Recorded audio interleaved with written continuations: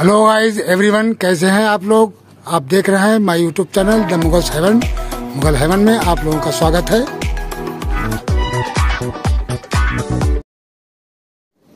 तो 4-5 रोज से हमारे यहाँ बारिश बिल्कुल नहीं हो रही है और 4-5 रोज पहले 2-3 बार बारिश हुई थी और जब से किसी किस्म की कोई बारिश नहीं हुई है और सारे अडेनियम मेरे जो हैं वो देखिए सब सूखे पड़े हुए हैं।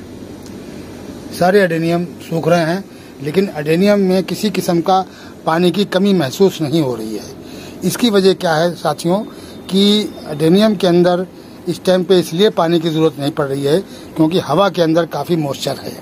तो हवा के मॉइस्चर से ही ये पानी को अपने अंदर अब्जॉर्ब करता है और उसकी बेस पे ये ग्रोथ करता रहता है। इस टाइम पे आपको अगर 8 दिन भी बारिश ना हो तो पानी ऊपर से डालने की बिल्कुल ज़रूरत नहीं पड़ती है और हवा से अडेनियम अपना पानी की खुराक को पूरा करता रहता है। इस वजह से अडेनियम अच्छी ग्रोथ करता रहता है। और बरसात में बरसात के पानी के अंदर या बरसात के मॉइस्चर के अंदर भी नाइट्रोजन की मात्रा बहुत अधिक होती है।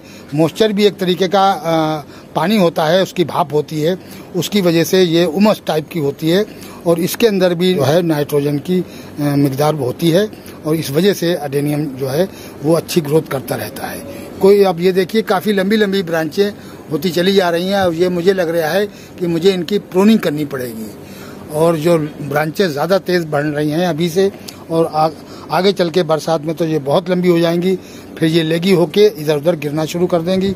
इस वजह से हो सकता है कि इनको बीच में या तो इनके लीव्स काटने पड़ेंगे और या इनको प्रून करना पड़ेगा, नहीं तो ये जब ज़्यादा लंबी हो जाती हैं तो फिर साइटों में इधर उधर गिरती हैं तो काफ़ी बुरी लगती हैं और उससे क्या होता है कि पानी भी स्टॉक हो जाता है अडेनियम के ऊपर। तो ज़्यादातर हम बरसात के अंदर अडेनियम के अंदर ऊपर से पानी नहीं देते हैं। उसकी वजह यह है कि जब अडेनियम अच्छी ग्रोथ कर रहा है, बेहतरीन ग्रोथ जब हो रही है और लीव्स भी सारे खड़े हैं, कोडेज भी सही हैं, तब पानी देने की ज़रूरत क्या है। जब तक इसके अंदर कोई कमी ना दिखाई दे पानी की, यानी कोडेज शीलिंग होने लगे या लीव्स मुरझाने लगे, तब आप इसके अंदर पानी दे सकते हैं। और जब तक ऐसा नहीं हो रहा है तब तक आप पानी बिल्कुल ना दें इसके अंदर, क्योंकि हवा के जब मॉइस्चर हवा के अंदर है तो वो ये हवा से अपना पानी की जो खुराक है वो पूरी कर लेता है और उसी बेस पे अडेनियम ग्रोथ करता रहता है। आज 5 दिन से ये बिल्कुल गमले सूखे पड़े हुए हैं, देखिए भुरभुरे हो रहे हैं। ये देखिए मिट्टी इसकी ये बिल्कुल सूख रही है। अब इसको पानी की बिल्कुल ज़रूरत नहीं है। तो 4-5 रोज से बिल्कुल पानी नहीं दिया है मैंने, लेकिन कल हमने इसके ऊपर फंगिसाइड का स्प्रे किया था। उससे इनको ऊपर से काफ़ी मैं कोडेस के और ब्रांचों के समेत इसको फंगिसाइड पानी से इनको नहला दिया था और उस वजह से इनको जो थोड़ी बहुत पानी की ज़रूरत थी वो भी पूरी हो गई। तो आप भी इस तरीके से फंगिसाइड का स्प्रे करें या किसी फर्टिलाइज़र का स्प्रे कर सकते हैं, यानी NPK 19-19 का या एक्सम सोल्ट का या आप ह्यूमिक एसिड का। तो इस किस्म का आप स्प्रे बीच दूसरे तीसरे दिन करते रहेंगे तो ज़्यादा आपका अडेनियम अच्छी ग्रोथ करता रहेगा। तो फंगिसाइड का स्प्रे जो है जब बारिश होके बंद हो उस पीरियड में भी आप दें, क्योंकि ये इसके जो टिप्स हैं इसके अंदर जब फंगस लगती है तो वो फंगस नहीं लगेगी और बारिश के बाद जो फंगस लग जाती है, यानी ये टिप्स के अंदर पानी ठहरा रहता है काफ़ी देर तक, उस वजह से यहाँ से फंगस लगने लगती है। तो जब आप फंगिसाइड का स्प्रे कर देंगे तो आपकी ये टिप्स जो हैं वो बिल्कुल ख़राब नहीं होंगे और ना इसमें फंगस लगेगी। तो बरसात में ऊपर से पानी देने की कोई ज़्यादा ज़रूरत नहीं है। और जिन अडेनियम के जैसे कि पोट बड़े हैं, ये बड़े साइज़ के पोट हैं और ये बड़े बड़े अडेनियम हैं, इनको तो बिल्कुल पानी पूरी बरसात नहीं दिया जाता है। जो बारिश का पानी मिलता है बस उसी से जो अपना गुजारा करते हैं और बाकी मॉइस्चर से अपना जो खुराक पूरी कर लेते हैं। लेकिन ये जो साथियों बेबी अडेनियम है, ये जो बेबी अडेनियम है, इनको पानी आप चेक करके और लगभग दूसरे तीसरे ही देते रहें अगर बारिश नहीं हो रही है तो। जब बारिश हो रही है तब तो ज़रूरत नहीं है, लेकिन जब बारिश नहीं हो रही है और ये जो पोट हैं छोटे पोट भी छोटे होते हैं और बेबी अडेनियम को पानी की मिकदार ज़्यादा चाहिए होती है, यानी ये अब देखिए ये गमला सूखा पड़ा हुआ है तो इसको पानी की ज़रूरत है, क्योंकि नहीं तो ये इसके कोडेज जब शिलिंग हो जाएंगे फिर जल्दी से सर्वाइव नहीं करेंगे ये। इस वजह से बेबी अडेनियम को पानी जो है इस टाइम पे भी दिया जाता है, नहीं तो ये जल्दी ख़राब हो जाएंगे, उनके कोडेज जो है शिलिंग हो जाएंगे, फिर ये सर्वाइव ठीक से नहीं करेंगे। तो साथियों, इस तरीके से बस बेबी एडेनियम का ध्यान रखें आप कि ये ज़्यादा इसके गमले सूखे ना हो, और इसको पानी ज़्यादा चाहिए होता है। ये मॉइस्चर से भी लेता है, फिर भी इसके रूट को पानी चाहिए होता है, नहीं तो इसके कोडेज शिलिंग हो जाएंगे। इस टाइम पे एडेनियम की बहुत अधिक केयर करनी पड़ती है, और रोज़ाना एडेनियम को चेक करते रहें और इसके रूट और कोडेस को देखते रहें कि कहीं हमारे एडेनियम रूट रोट तो नहीं हो रहे हैं। और उसकी पहचान आपको बताता हूँ कि एडेनियम के जो लीव्स हैं वो नीचे लटक जाते हैं और उनकी ब्रांचें भी नीचे लटक जाती हैं। इस तरीके से आप एडेनियम को रोज़ चेक करते रहें और इस तरीके से कोडेस को भी दबाकर देखते रहें, क्योंकि अधिक बारिश होने से क्या होता है कि नीचे ऊपर से तो आपको ये सूखा हुआ नज़र आ रहा है, लेकिन नीचे से पानी इसमें रहता है, और अगर और एक्स्ट्रा पानी जब ज़्यादा हो जाता है तो यहाँ से रूट रोट होने लगता है। इसका पता काफ़ी बाद में चलता है, जब एडेनियम अच्छा खासा नीचे से गलने लगता है, और तब जाके वो उसके लीव्स वगैरह जो हैं वो झुकना शुरू कर देते हैं।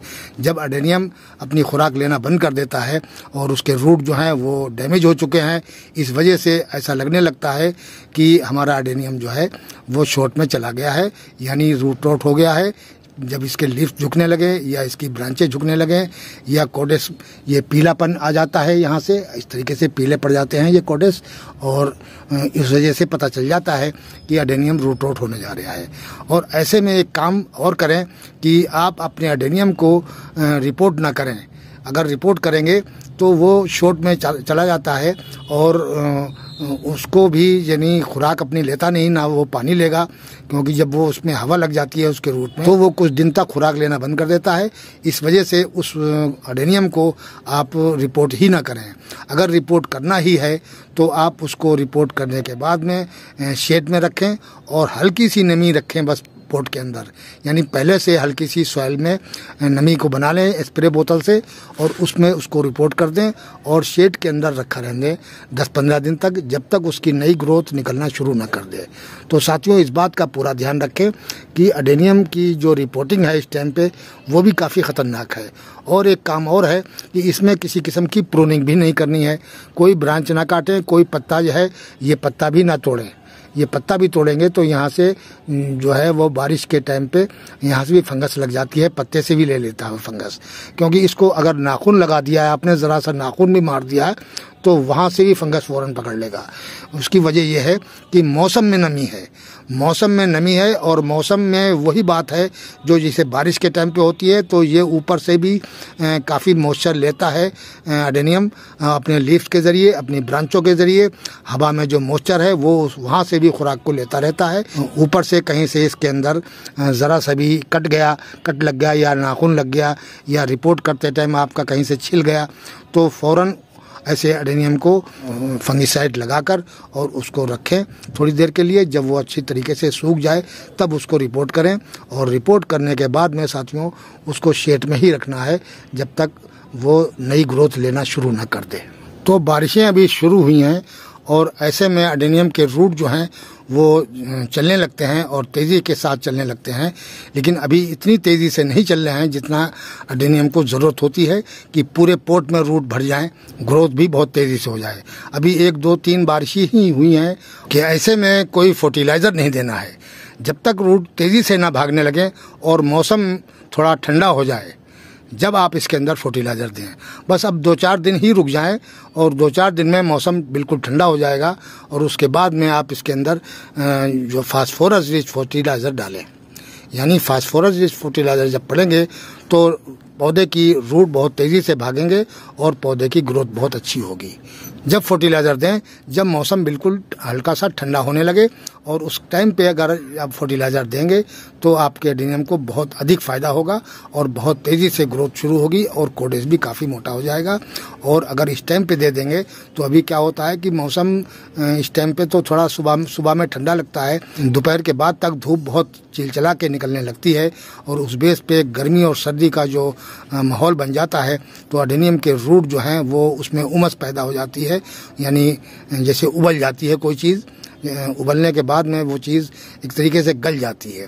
तो इसी तरीके से इसके रूट भी ज़्यादा तेज़ गर्मी पड़ने से इस टाइम पे, यानी बारिश हुई और बारिश के फ़ौरन बाद धूप निकल आई, तो एकदम से आपके जो पानी है वो उबलने लगेगा और रूट को गलाने लगेगा।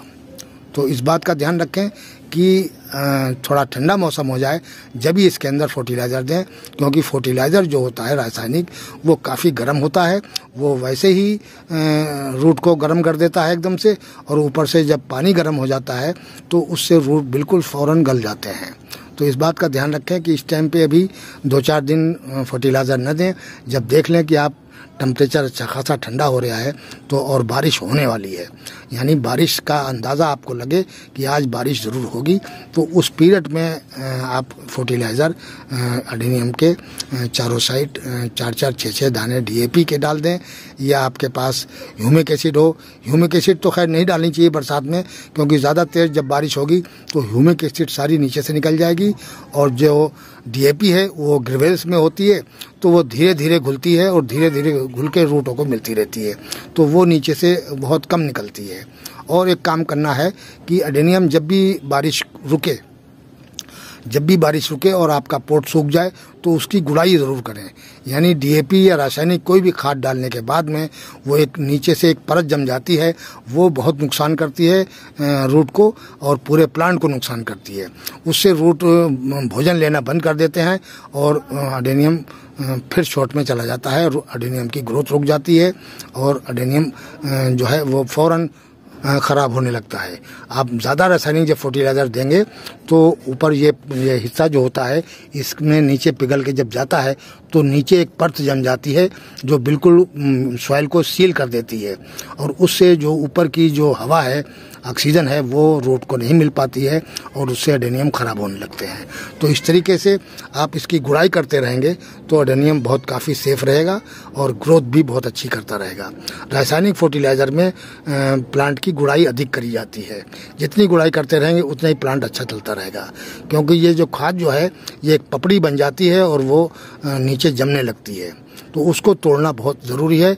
जब वो टूटता रहता है तो वहाँ उसको ऑक्सीजन मिलती रहती है और वो ग्रोथ बहुत अच्छी करता रहता है। जैसे अपने प्लांट को स्प्रे करें आप, चाहे फर्टिलाइज़र का करें और चाहे फंगिसाइड का करें, लगातार इसके अंदर फर्टिलाइज़र देते रहें इस तरीके से स्प्रे की शक्ल में। अभी जो वैसा फर्टिलाइज़र है रासायनिक वो सॉइल के अंदर बिल्कुल ना डालें, जब तक मौसम ठंडा ना हो जाए उसके बाद में आप सॉइल के अंदर भी डाल सकते हैं, और जब तक सॉइल में नहीं डाल रहे हैं तब तक आप स्प्रे करें।